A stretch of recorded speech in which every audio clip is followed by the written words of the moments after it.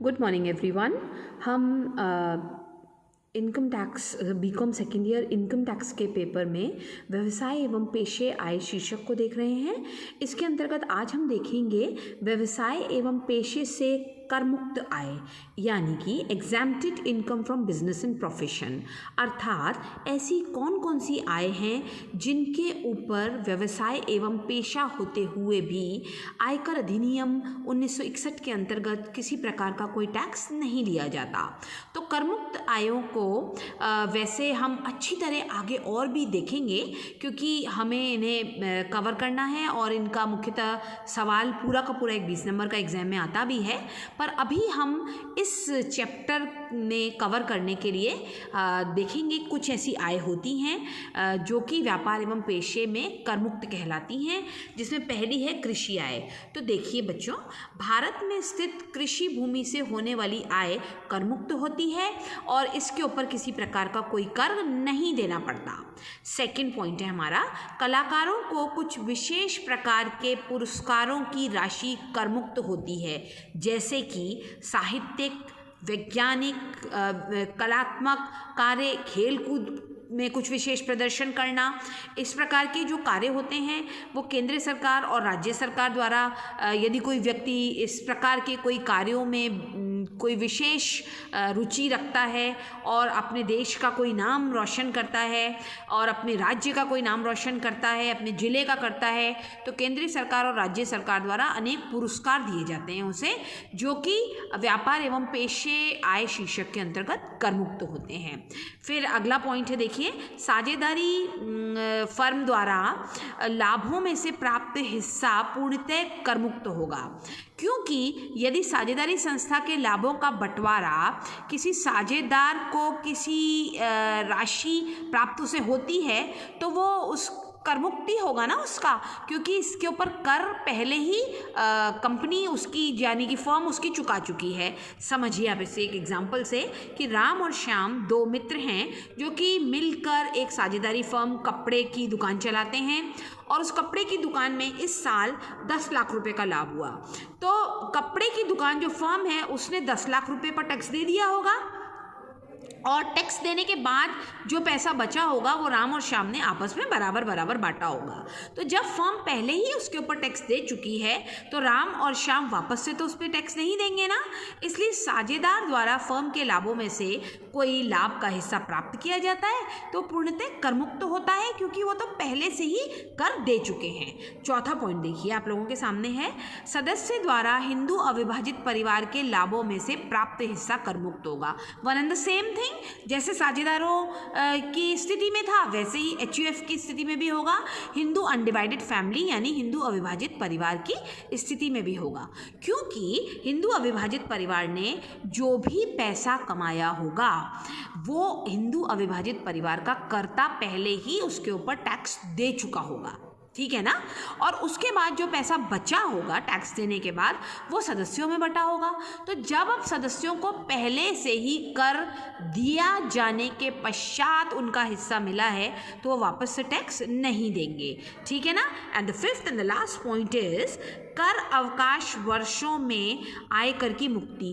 अनेक ऐसी दशाएं होती हैं जिसमें निर्यात हेतु नवस्थापित औद्योगिक उपक्रम होते हैं जिन्हें सरकार प्रमोट करना चाहती है और सरकार लोग को लगता है कि इस तरह के उपक्रम हमारे देश में बनने चाहिए, तो 10 वर्ष तक या 15 वर्ष तक उन्हें लाभों में से कर मुक्ति मिलती है।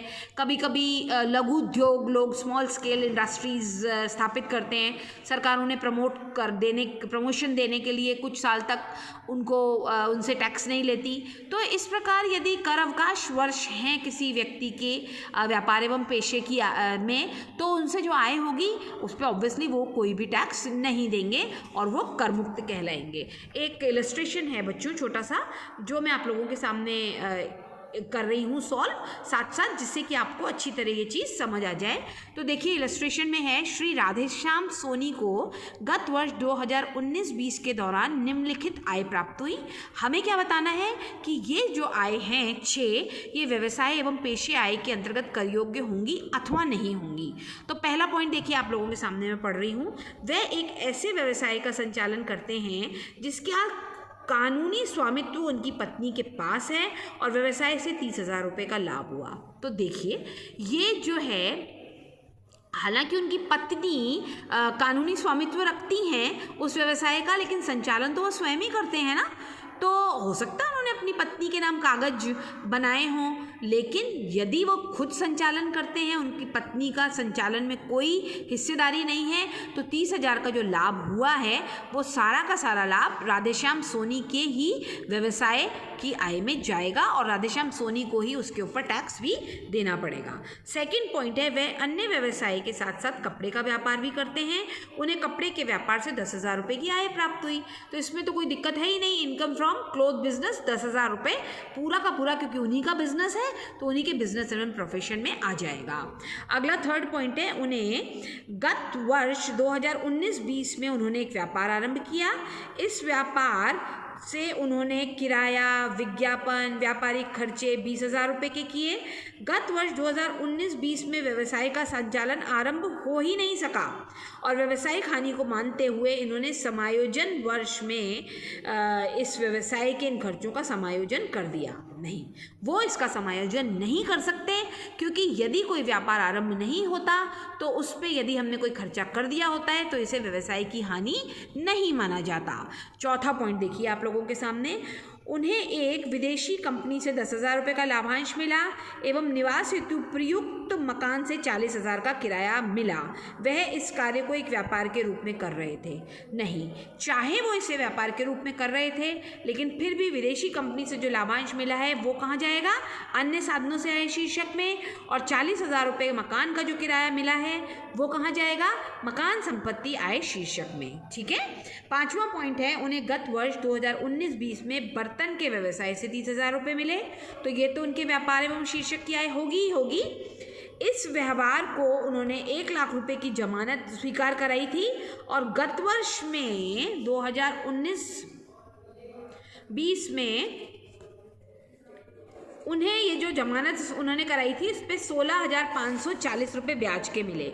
तो ये व्यावसायिक कार्यों के तहत ही 1 लाख रुपए उन्होंने जमानत के रूप में जमा कराए थे और उन्हें यदि कोई इस पे ब्याज मिला है तो वो व्यवसाय का ही ब्याज कहलाएगा, यानी 30,000 प्लस 16,500 दोनों ही व्यवसाय के लाभ कहलाएंगे।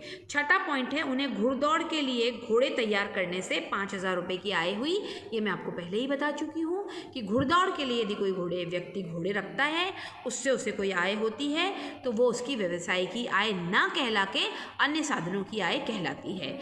इस प्रकार हमने आज देखा व्यवसाय एवं पेशे से करमुक्त आय कौन कौन सी होती हैं।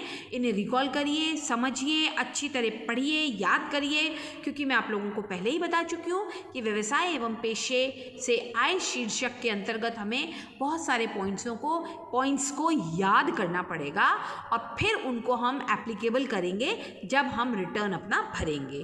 Thank you so much.